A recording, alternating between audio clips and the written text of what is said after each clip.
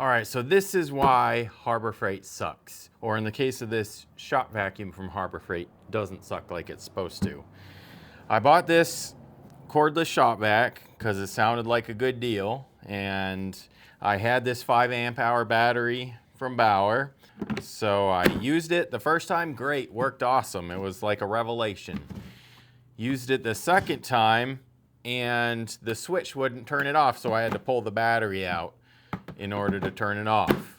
Used it the third time and it just went off in the middle of it, and now it doesn't turn on or off, even though it's a perfectly good battery, and I've used it in other tools. So I guess I'm going to take it apart and see if I can figure out what's going on. But this is unfortunately part of the deal. When you get something like this from Harbor Freight, it may or it may not work for very long. Now, before you get your cackles up about me talking about your beloved Harbor Freight, just know that I do shop at Harbor Freight and I get a lot of things from Harbor Freight, but this is one of the frustrations. For instance, this hot glue gun from Harbor Freight from Bauer, the same brand as this, is an awesome tool. I've used it for a while. For the price, you really just can't beat it. I love it. But the fact is that I could have just got a good one of these and somebody else could have bought a bad one. So let's see if we can figure out what's going on with this tool. We are going to see what exactly the issue is with this and see if it's fixable. And some of you that are like, just take it back to Harbor Freight. Well, I don't want to, I live 45 minutes away from the closest Harbor Freight. I don't want to have to run 45 minutes away because my tool broke. I just want it to work. And that's part of the issue here. If I buy a DeWalt or a Milwaukee, it generally just works. All right, so this part is the interface to the battery. We'll just leave that torn apart. And I guess we'll be taking off this stuff. I'm guessing that the switch on this thing is bad, but it's just, I don't understand how a switch can go bad, of all things, in basically 1.5 uses. And I literally each time only used it for a minute or two. So that's another frustrating thing. If I was using it for like an hour, maybe, but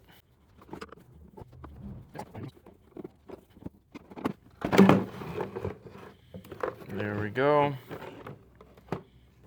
All right, so there's a switch up there. There's some sort of control board right here. All right, I guess let's test this control board, or this switch. There we go.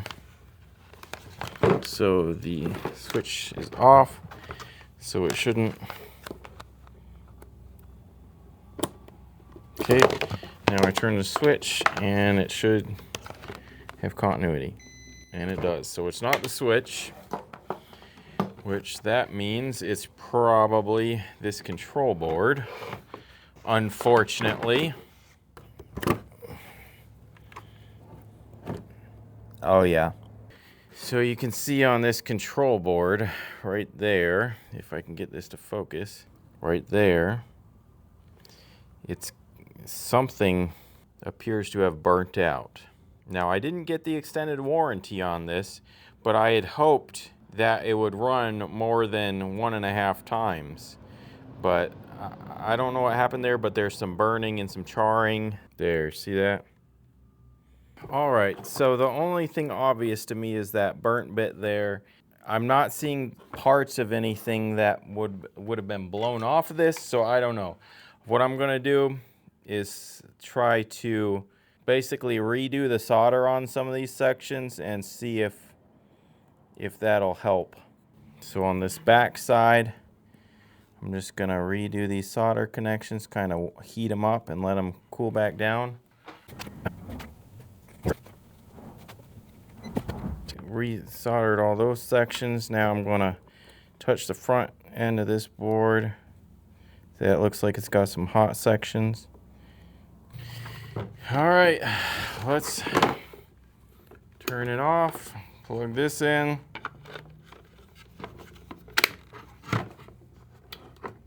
Still nothing. So that didn't work, still did nothing. So now I'm going to make sure we got the battery in here. We're going to make sure we're getting some voltage from the battery. So we're hitting 20 volts. Yeah, 20 volts. Oh, there it is. Found it. Check this out. I was looking, I was like, there's gotta be a missing little piece in there. What is that? A rectifier or something? Look at that. I found the piece that got blown off. All right, so here's this little part. I knew there had to be a part blown off of that circuit board. I thought it looked like it was missing one. So it's some sort of little transistor that got blown off the circuit board. Let's see if we can put this back on and if it will work again. This is gonna be hard because... Well, there we go. I probably should have turned off the voltage before I went and did that, huh? See if we can get this to get on there, right? Solder this piece here. Let me zoom you in so you can see a little better. Now we're gonna heat this part up right here.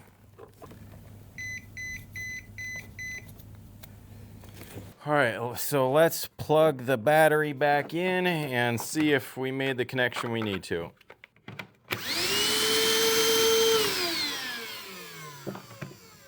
See, but that's still a problem. We've got it to work, but the switch is off. So this transistor is bridging the connection. Something's bridging the connection even though the switch is off. It seems like this diode, or whatever this is, this little transistor right here, seems like it's gone bad, so it's bridging the connection even if the switch isn't flipped. So I guess I'm gonna plug this battery in it and see how long it takes for it to blow back off the board. Ready?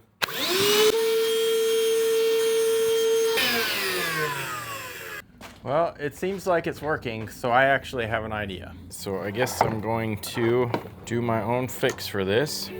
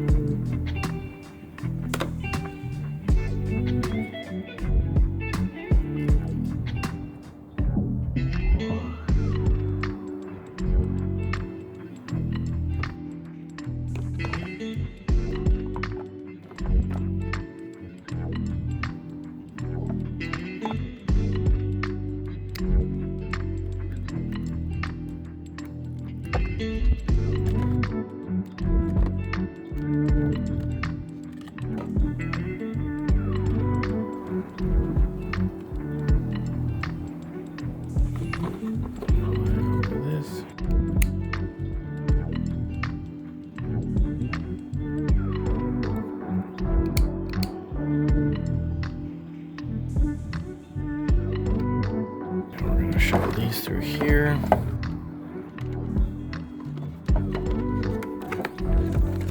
This one. Now,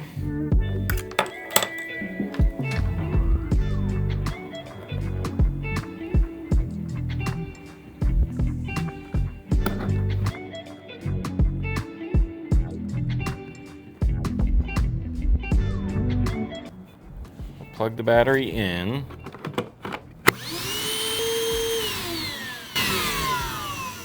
Oh, we have it backwards. This one right here. Like that. Now let's try it. All right. Let's put the battery in. Flip the switch. Boom. There, I fixed it. All right, let's get it all put back together now.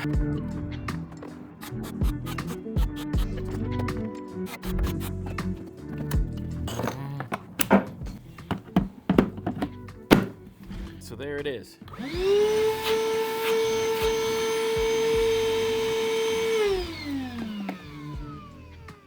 So that's my issue with Harbor Freight. If you need something for a one-time use, fine.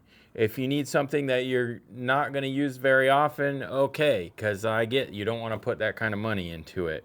But if you're going to buy something that you're going to use a lot, Harbor Freight may not be the answer. And before all you fanboys get all butthurt, don't worry. I still can't seem to quit Harbor Freight. I'm going to be testing this out pretty soon here. So I guess we'll see if it actually works.